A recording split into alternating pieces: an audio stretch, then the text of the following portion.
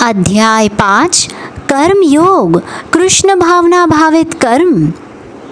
अर्जुन ने कहा, हे कृष्ण, पहले आप मुझसे कर्म त्यागने के लिए कहते हैं और फिर भक्ति पूर्वक कर्म करने का आदेश देते हैं। क्या आप अब कृपा करके निश्चित रूप से मुझे ये बताएंगे कि इन दोनों में से कौन अधिक लाभप्रद है? श्री भगवान ने उत्तर दिया, मुक्ति के लिए तो कर्म का परित्याग तथा भक्तिमय कर्म दोनों ही उत्तम है, किंतु इन दोनों में से कर्म के परित्याग से भक्ति युक्त कर्म श्रेष्ठ है। जो पुरुष न तो कर्म फलों से घृणा करता है और न कर्म फल की इच्छा करता है, वह नित्य सन्यासी जाना जाता है। हे महाबाहु अर्जुन, ऐसा मनुष्य समस्त द्वंद्वों से रहित होकर भवबंधन को पार कर पूर्णतः मुक्त हो जाता है। अज्ञानी ही भक्ति को भौतिक जगत के विश्लेषणात्मक अध्ययन से भिन्न कहते हैं। जो वस्तुतः ज्ञानी है वे कहते हैं, जो इनमें से किसी एक मार्ग का भली भांति अनुसरण करता है वह दोनों के फल प्राप्त कर लेता है। जो यह जानता है कि विश्लेषणात्मक अध्ययन द्वारा प्राप्त स्थान भक्ति द्वारा भी प्राप्त किया जा सकता है, और इस तरह जो सांख्य योग तथा भक्ति योग को एक समान देखता है वही वस्तुओं को यथा रूप में देखता है।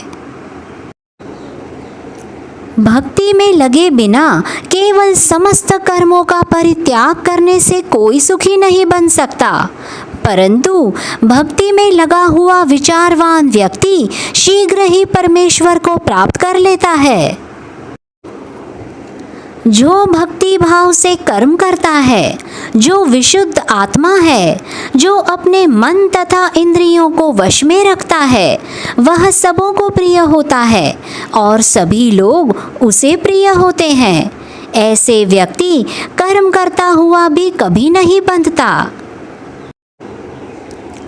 दिव्य भावनामृत युक्त पुरुष देखते, सुनते, स्पर्श करते, सूंघते, खाते, चलते, फिरते, सोते तथा श्वास लेते हुए भी अपने अंतर में सदैव यही जानता रहता है कि वास्तव में वह कुछ भी नहीं करता। वह यह भी जानता है कि भौतिक इंद्रियां अपने अपने विषयों में प्रवृत्त है और वह इन सब से पृथक है। जो व्यक्ति कर्म फलों को परमेश्वर को समर्पित करके आसक्त रहित होकर अपना कर्म करता है, वह पाप कर्मों से उसी प्रकार अप्रभावित रहता है जिस प्रकार कमल पत्र जल से अस्पृश्य रहता है। योगी जन आसक्त रहित होकर शरीर, मन, बुद्धि तथा इंद्रियों के द्वारा भी केवल शुद्धि के लिए कर्म करते हैं। निश्चल भक्त शुद्ध शांति प्राप्त करता है, क्योंकि वह समस्त कर्मफल मुझे अर्पित कर देता है। किंतु जो व्यक्ति भगवान से युक्त नहीं है और जो अपने श्रम का फल कामी है, वह बंध जाता है।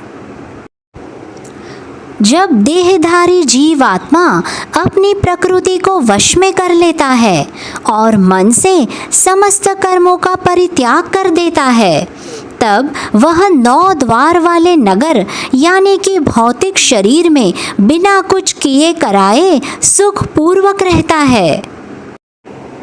शरीर रूपी नगर का स्वामी देहधारी जीवात्मा न तो कर्म का सृजन करता है, न लोगों को कर्म करने के लिए प्रेरित करता है, न ही कर्म फल की रचना करता है। यह सब तो प्रकृति के गुणों द्वारा ही किया जाता है। परमेश्वर न तो किसी के पापों को ग्रहण करता है न पुण्यों को, किंतु सारे देहधारी जीव उस अज्ञान के कारण मोहग्रस्त रहते हैं जो उनके वास्तविक ज्ञान को आच्छादित किए रहता है।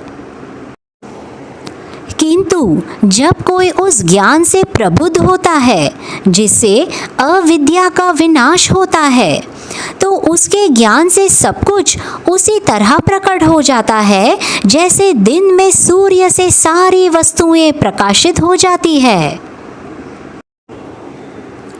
जब मनुष्य की बुद्धि, मन, श्रद्धा तथा शरण सब कुछ भगवान में स्थिर हो जाते हैं, तभी वह पूर्ण ज्ञान द्वारा समस्त कल्मश से शुद्ध हो जाता है और मुक्ति के पथ पर अग्रसर होता है। विनम्र साधु पुरुष अपने वास्तविक ज्ञान के कारण एक विद्वान तथा विनीत ब्राह्मण, गाय, हाथी, कुत्ता तथा चंडाल को समान दृष्टि से देखते हैं। जिनके मन एकत्व तथा समता में स्थित है, उन्होंने जन्म तथा मृत्यु के बंधनों को पहले ही जीत लिया है। वे ब्रह्म के समान निर्दोष है और सदा ब्रह्म में ही स्थित रहते हैं। जो न तो प्रिय वस्तु को पाकर हर्षित होता है, न अप्रिय को पाकर विचलित होता है, जो स्थिर बुद्धि है, जो मोह रहित है और भगवत विद्या को जानने वाला है, वह पहले से ही ब्रह्म में स्थित रहता है। ऐसा मुक्त पुरुष भौतिक इंद्रिय सुख की ओर आकृष्ट नहीं होता, अपितु सदैव समाधि में रहकर अपने अंदर में आनंद का अनुभव करता है। इस प्रकार स्वरूप सिद्ध व्यक्ति परब्रह्म में एकाग्रचित होने के कारण असीम सुख भोगता है। बुद्धिमान मनुष्य दुख के कारणों में भाग नहीं लेता, जो भौतिक इंद्रियों के संसर्ग से उत्पन्न होते हैं। हे कुंती पुत्र, ऐसे भोगों का आदि तथा अंत होता है, अतः चतुर व्यक्ति उनमें आनंद नहीं लेता। यदि इस शरीर को त्यागने के पूर्व कोई मनुष्य इंद्रियों के वेगों को सहन करने तथा इच्छा एवं क्रोध के वेग को रोकने में समर्थ होता है, वह इस संसार में सुखी रह सकता है। जो अंतःकरण में सुख का अनुभव करता है, जो कर्मठ है और अंतःकरण में ही रमण करता है तथा जिसका लक्ष्य अंतर्मुखी होता है, वह सचमुच पूर्ण योगी है। वह परब्रह्म में मुक्ति पाता है और ब्रह्म को प्राप्त होता है। जो लोग संशय से उत्पन्न होने वाले द्वैत से परे हैं, जिनके मन आत्म साक्षात्कार में रत है, जो समस्त जीवों के कल्याण कार्य करने में सदैव व्यस्त रहते हैं और जो समस्त पापों से रहित है, वे मुक्ति को प्राप्त होते हैं। जो क्रोध तथा समस्त भौतिक इच्छाओं से रहित है, जो स्वरूप सिद्ध आत्म संयमी है और संसिद्धि के लिए निरंतर प्रयास करते हैं, उनकी मुक्ति निकट भविष्य में सुनिश्चित है। समस्त इंद्रिय विषयों को बाहर करके दृष्टि को भौहों के मध्य में केंद्रित करके प्राण तथा अपान वायु को नथुनों के भीतर रोककर और इस तरह मन, इंद्रियों तथा बुद्धि को वश में करके जो मोक्ष को लक्ष्य बनाता है, वह योगी इच्छा, भय तथा क्रोध से रहित हो जाता है। जो निरंतर इस अवस्था में रहता है, वह अवश्य ही मुक्त है।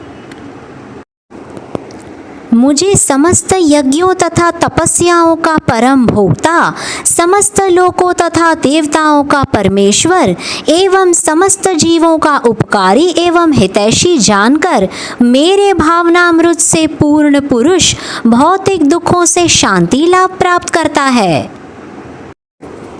इस प्रकार श्रीमद् भगवद गीता के 5वें अध्याय कर्म योग कृष्ण भावना भावित कर्म का भक्ति वेदांत तात्पर्य पूर्ण हुआ। हरे कृष्णा।